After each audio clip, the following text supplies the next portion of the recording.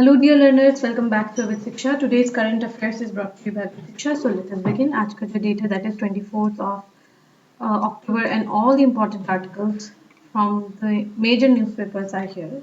पहला है US has sanctioned Russian major oil suppliers, ठीक है? And इंडिया के साथ भी कुछ reaffirms that India would has poised to cut buy, ठीक है? तो उन्होंने क्या कहा है कि इंडिया जो है उन्होंने कहा था कि India would cut buys from Russia, ठीक है, रशियन ऑयल से, और उसी के चलते हुए उन्होंने रशियन जो मेजर्स है जैसे यहाँ पे लुक ऑयल है, then they have other big companies, उन कंपनीज पे यूएस ने टैरिफ्स लगाए, ठीक है, सैंक्शंस लगाए हैं. Second is eviction in forest areas help ease man elephant conflict. तो यहाँ पर क्या है, जो ह्यूमन एलिफेंट कॉन्फ्लिक्ट है, एनिमल जो एलिफेंट कॉन्फ्लिक्ट है वो क्योंकि एविक्शन हुआ है यहाँ से बहुत लोगों का, उसके कारण थोड़ा सा रिड्यूस हुआ है आपका मैन एलिफेंट कॉन्फ्लिक्ट का, लेकिन कुछ कुछ जगह में बढ़ा है. उन जगहों पर गजमित्र प्रोजेक्ट जो है उसको शुरू करने की बात की गई है. And third is government initiates process to appoint justice Suryakant, ठीक है, justice Suryakant as 53rd CJI. तो अभी in the month of November the current chief justice of India would retire. So उसके बाद उनके बाद कौन आने वाला है वो यहाँ पर बताया, ठीक है. तो तीनों देख लेते हैं. पहला आर्टिकल है US sanctions Russian oil majors, Indian refiners poised to cut buy, ठीक है.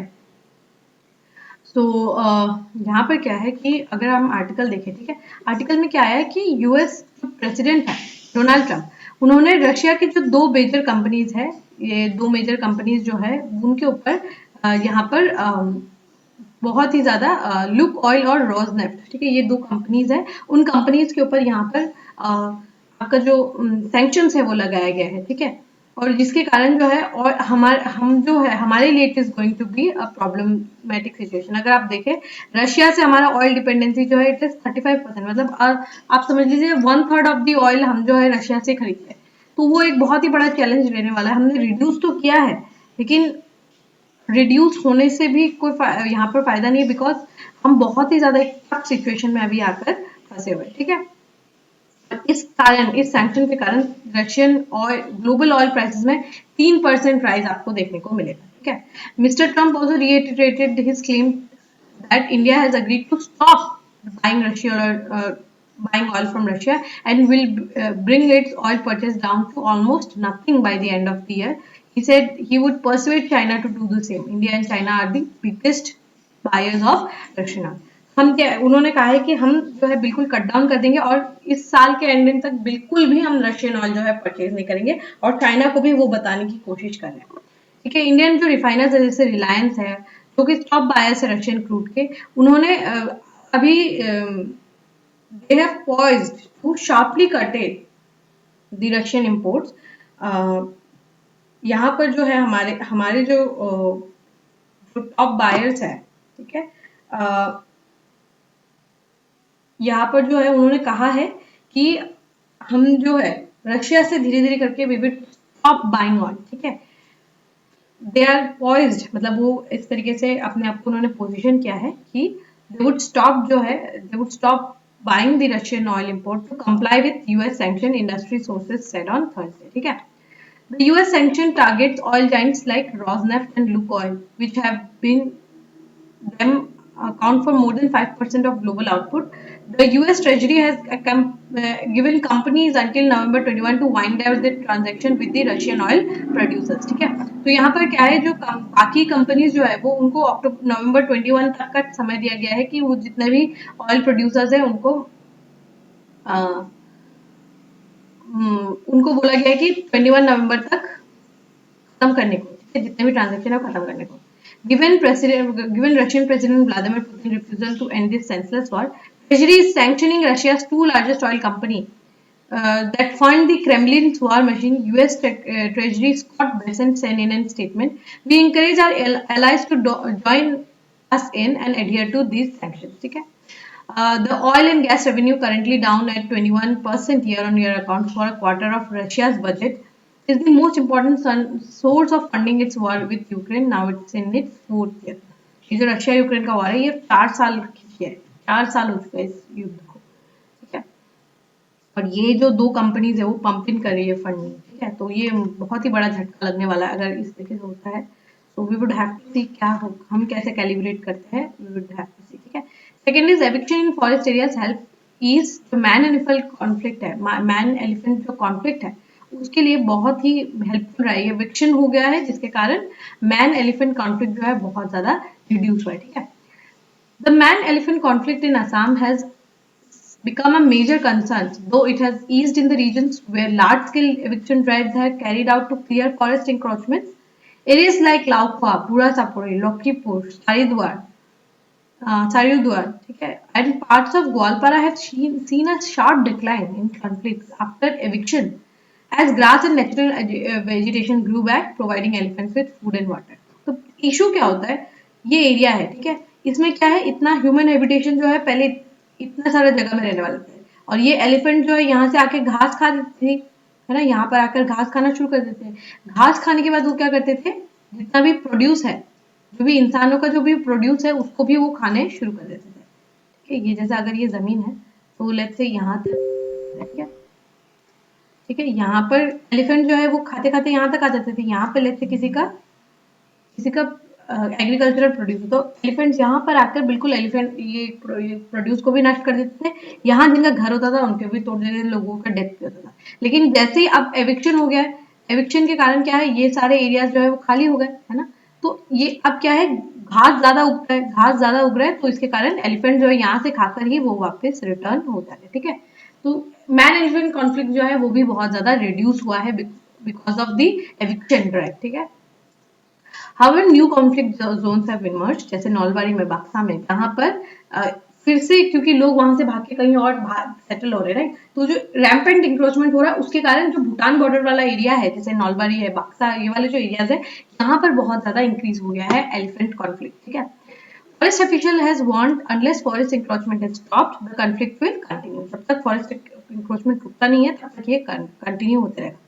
This also pointed out not only landless people but also influential individuals have occupied 20 to 30 बीघास of forest land. So it is very important, okay? सिर्फ landless people ही नहीं, लेकिन जो बहुत ही influential लोग हैं उनके पास भी 20 से 30 बीघा माटी जो है वो forest के अंदर है. It's something which we should think about, ponder about कि मतलब जो influential लोग हैं उनके पास भी वहाँ पर ना forest area में जमीन है जो कि वो लेने के they are not capable या फिर they are not eligible to take those land, ठीक है। To mitigate the issue, Assam government is launching Gajamitra project which includes several measures such as compensating farmers 7,500 per biga of paddy destroyed by elephants and increasing ex gratia from elephant attack victims to 10 rupees 5 lakh, ठीक है।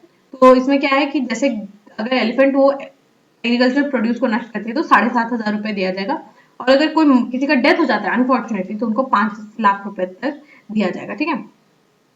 Government ने अभी तक 20 करोड़ रुपए भी compensation दे दिया है अफेक्टेड फैमिलीज को। Officials emphasise that elephants have sufficient food and water in the forest, they rarely venture into human habitat, showing that habitat restoration remains the key to resolve this conflict. तो habitat जब तक restore नहीं होगा तब तक ये conflict बढ़ेगा। जब जब हैबिटेट रिस्टोर हो जाएगा, जैसे कि ये एरियाज में हुए, जैसे लाउखा, बुरा सपड़ी, ये वाले एरियाज में हुए, तो यहाँ पर रिड्यूस भी हुआ है man elephant conflict. Am I clear?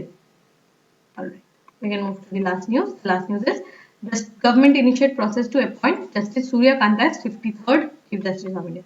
तो यहाँ पर आपको पता होगा सेकेंड जजेस केसेस के बाद कोलिजियम भी इंक्रीज हुआ, ये मैंने आपको बहुत बार पढ़ा है।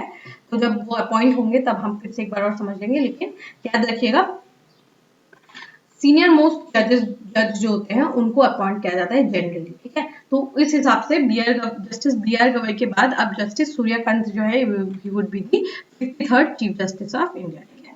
So the government has begun the process of appointing next Chief Justice of India as incumbent. Justice B.R. Gavai is set to retire on November 23rd. So November 23rd को he would retire.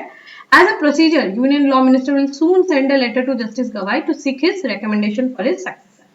तो collegium system जो है अपने आप में वो decide, and also जो successor है वो जो current Chief Justice of India है वो successor का नाम they would give to the Union Law Minister. According to memorandum of procedure, the post of CJI goes to senior most Supreme Court judge considered to fit in the position. Justice Suryakant is the senior most judges after Justice B.R. Gavai. in the next in line to become the head of Indian judiciary. Born on 10th February 1962 in Hisar, Haryana, Justice Suryakant is Supreme Court judge. ठीक है, since May 2019 and will have a tenure of 15 months, retiring on February 9, 2027. तो ये क्या है, एक काफी लंबा जो है 15 मंथ का इनका एक टेन्योर जो है वो होगा, ठीक है। सो इनका अगर हम देखें जस्टिस कंत के बारे में, तो he has a distinguished judicial career spanning over 2 decade, मतलब 20 साल उन्होंने जो है he has given to judiciary। और इसमें क्या है कि लैंडमार्क जजमेंट्स भी है, जैसे कि abrogation of article 370, free speech, corruption, environmental protection, gender equality, सब पे उन्होंने he has given judgment, ठीक है। He was also in the bench that kept the colonial era sedition law in abeyance, ensured no new FIRs are registered under it pending review, ठीक है। तो उन्होंने क्या किया था, जो सेडिशन था आर्टिकल 123 उसको स्टॉप करके, सेक्शन 123 ऑफ आईपीसी, वो सेडिशन से सेक्शन 124, सॉरी, ठीक है, this section 124, it was 124 of IPC, ठीक है, वो सेडिशन से डील करता था। Sedition because it was a colonial law, very very regressive law, तो he was one among the benches जिन्होंने उसको स्टॉप किया था, उसको अबेयंस पे रखा था।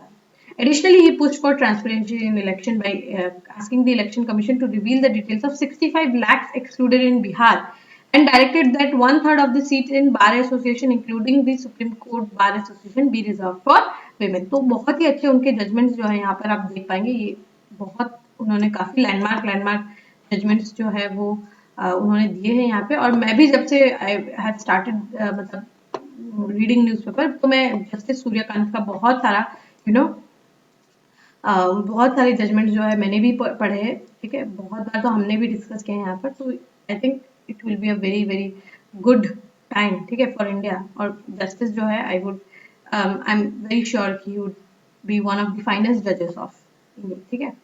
चलिए, होपफुली आपको समझ में आएगा, जब अपॉइंटमेंट होगा तब हम सारा प्रोसीजर जो है, जो भी एग्जाम के पर्सपेक्टिव से इंपॉर्टेंट है, वो हम समझेंगे, ठीक है। Alright, with this we have come to end of today's session. If you have liked this session, don't forget to give a like and write down in the comment section. We will meet in the next session very soon. Till then, take care, study hard, and